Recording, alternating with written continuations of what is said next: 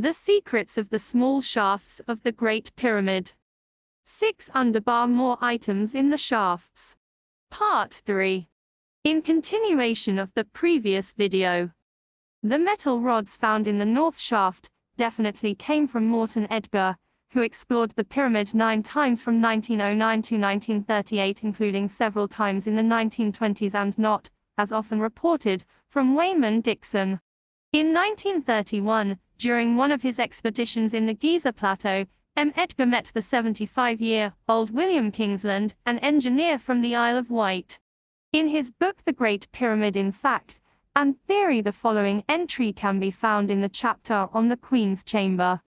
Mr. Morton Edgar, in 1928, probed the channels with specially made rods, and found the length of the north one to be at least 175 feet equals 53.34 meters, and the south one 208 feet equals 63.40 meters, but he was not able to go right through to the face of the pyramid, apparently on account of blocking debris.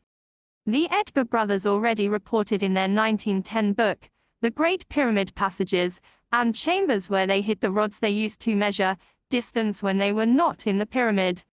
When we had finished our work in the Queen's Chamber and horizontal passage, we picked up our camera, measuring tape, etc., and made our way down the first ascending passage for the last time.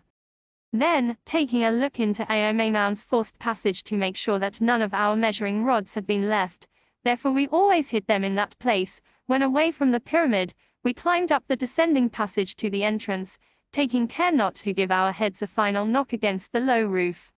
On reaching the outside, we found Judah sitting there, looking rather gloomy. We spoke cheerfully to him, and he brightened up. He had, lying next to him, all our measuring rods, tied in a bundle, and the rope ladder coiled up ready to take over to Mr. Covington's tent. National Geographic screened on News Channel on 23 September 2002, portions of the northern shaft have been previously explored. In 1872, Wayman Dixon found a small bronze hook and granite ball. In the 1920s, a pyramid enthusiast, Morton Edgar, attempted to learn more about the Queen's Chamber shafts by using flexible metal rods. In the southern shaft he was stopped, presumably by the blocking door. In the northern shaft, which appears to bend and curve around the Grand Gallery, Edgar's flexible rods broke and remain there to this day. The SCA/NG robot rover had to navigate around the metal rods to reach the end of the northern shaft. This shows that it was not until 2002 that it was certain that it was M. Edgar, not W. Dixon, who had left the metal bars in the northern Queen Chamber shaft. In the book Gleanings from Glasgow, letters from M.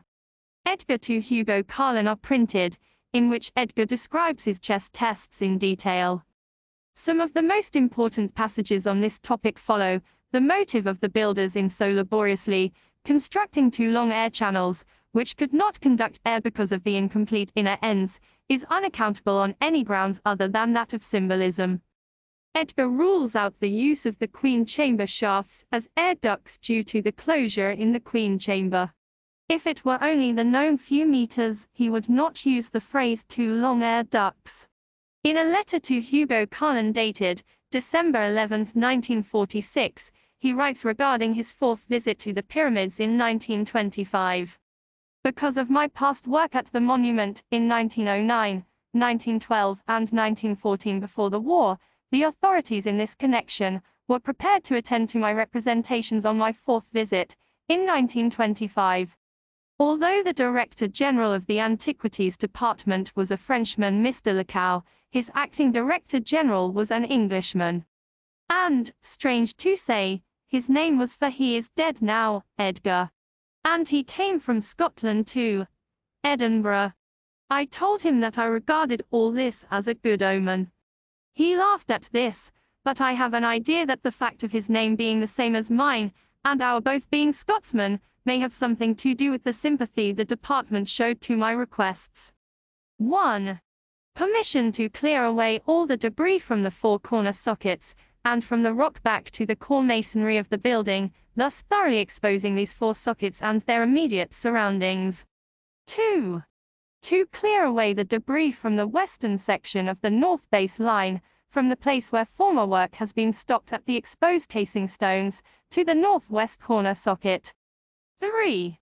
To clear out all the debris from the subterranean chamber, and so complete the work that I began in 1909 and in 1912. 4. To obtain permission to search for the outer openings of the two air channels of the Queen's Chamber, and to clear out the debris from the two air channels of the King's Chamber. In another letter to Hugo Cullen dated January 13, 1947, Morton Edgar then describes the shaft testing of the Queen's Chamber shafts in detail. Well, it was during this sixth visit, in the year 1928, that I determined to find out about the two air channels of the Queen's Chamber.